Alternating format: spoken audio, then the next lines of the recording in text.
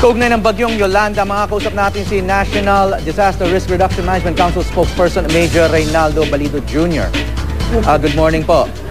Good morning po. Yes, so ano so far ang natatanggap niyong update? Ano na yung impact nitong bagyong ito? So far po ang natatanggap naming mga reports, yung unang-una yung kawalan ng kuryente dahil kung hindi po pinatay purposely ay may mga natumba ng mga poste at mga nasirang kawad ng kuryente. Pangalawa po itong mga pag-apaw ng mga tubig sa dalampasigan o yung tinatawag po nating storm surges at itong pag-apaw po din po ng mga ilan sa mga ilog. At gusto ko lang pong banggitin na meron na tayong isang casualty itong dito sa Surigao na kuryente po ito dahil natumbahan ng natumba yung poste ng kuryente at na kuryente doon sa kawad ng kuryente.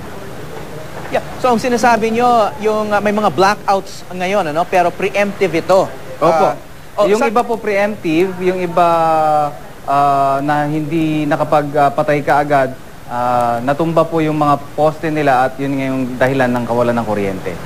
Okay, anong mga areas na ito ayon sa inyong nalalaman? Opo, dito po sa kung saan siya unang tumama, dito sa Northern Samar, Eastern Samar at dito na po sa yung mga probinsya po ng Leyte. Probinsya ng Leyte. At ano naman po yung status ng mga evacuation, lalo na yung mga coastal residents? Kasi may mga natatanggap kaming reports na may mga coastal residents pa rin na ayaw lumikas dahil ayaw iwanan yung kanilang mga tahanan. Wala pa po kami natatanggap na reports about dyan, but we will see to it na lahat po ng ating mga kababayan na nandyan sa mga coastal areas ay may lilikas dahil delikado po talaga itong pag-apaw ng mga dalampasigan, yung tinatawag nating storm surges. So, aalamin po natin yan. Okay, Major, yung aking co-partner na si Cara David, nandito, aking co-anchor. Okay, sir. Sir, base po sa mga reports na natatanggap ninyo mula sa iba't ibang mga probinsya, wala namang problema, lahat po ay pumayag dito sa preemptive evacuation, sir. Mayroon opo, sila po tumugon at nakapagligas po tayo kaninang umaga as of 6 AM. Mayroon na po tayong naitalang 125,000 na katao sa iba't ibang probinsya, sa iba't ibang rehiyon din na ating nasasakupan. Ito pong 125,000 na katao, ano po ang sakop nitong area na ito, sir? Iba't ibang rehiyon din po. Meron po sa Region 6, dito sa Region 5, dito sa 8, sa Caraga.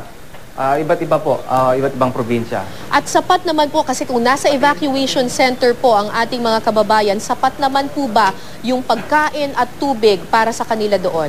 May pauna ba tayong nirelease na mga relief goods para sa kanila? Ang unang tumugon po dyan ay ang ating mga lokal na pamahalaan at ang tulong mula o ayuda mula sa ating DSWD ay nakahanda na rin. Paunang 3 araw po yung ibibigay ng ating DSWD at susundan din po yan na bibigyan kapag ito yung naubos na nila. Alam naman po natin, sir, na itong track ng bagyo, dadaanan din po nito yung mga nilindol, partikular na po yung Cebu at saka Bohol. Paano po yung paghahanda natin doon? Lalo pa, maraming mga istruktura sa Cebu at Bohol na bumagsak. Opo, tama po kayo. Medyo peculiar nga itong naging paghahanda natin dito sa Bohol lalo na dahil karamihan sa mga pasilidad dyan at struktura ay gumuho or kung hindi man ay delikado pa rin balikan. But ang pahayag po ng ating DSWD ay hinanapan nila ng mga lugar at mga struktura na pwedeng lipatan na ligtas ang ating mga kababayan at naisagawa nga po ito. Sir, kanina po kausap namin si Governor Mercado ng Southern Leyte at ang panawagan niya, huwag i-underestimate ang bagyong Yolanda kasi nang dumaan ito doon sa kanilang lugar sa Leyte ay talagang malakas daw talaga yung hangin. Ngayon po ba, nasan po si Yolanda at ano po ang mga probinsya na kailangan pa talagang maghanda dahil dadaanan sila nitong bagyong ito, sir? Base po sa plotting ng Pag-asa, as of 8 AM po kanina, nasa probinsya pa rin po ng Leyte, particular na sa Ormoc. So, dire-diretso pa rin po yung kanyang track. Inaasahan na dadaan na po dyan sa Biliran at yung mga iba pang probinsya ng Masbate, and then dito po sa Mimaropa. Okay, so Masbate at Mimaropa kailangan maghanda dahil siguradong dadaanan sila nitong mata ng bagyo. Maraming salamat po NDRRMC spokesperson Major Reynaldo Balido Jr. Maraming salamat din po.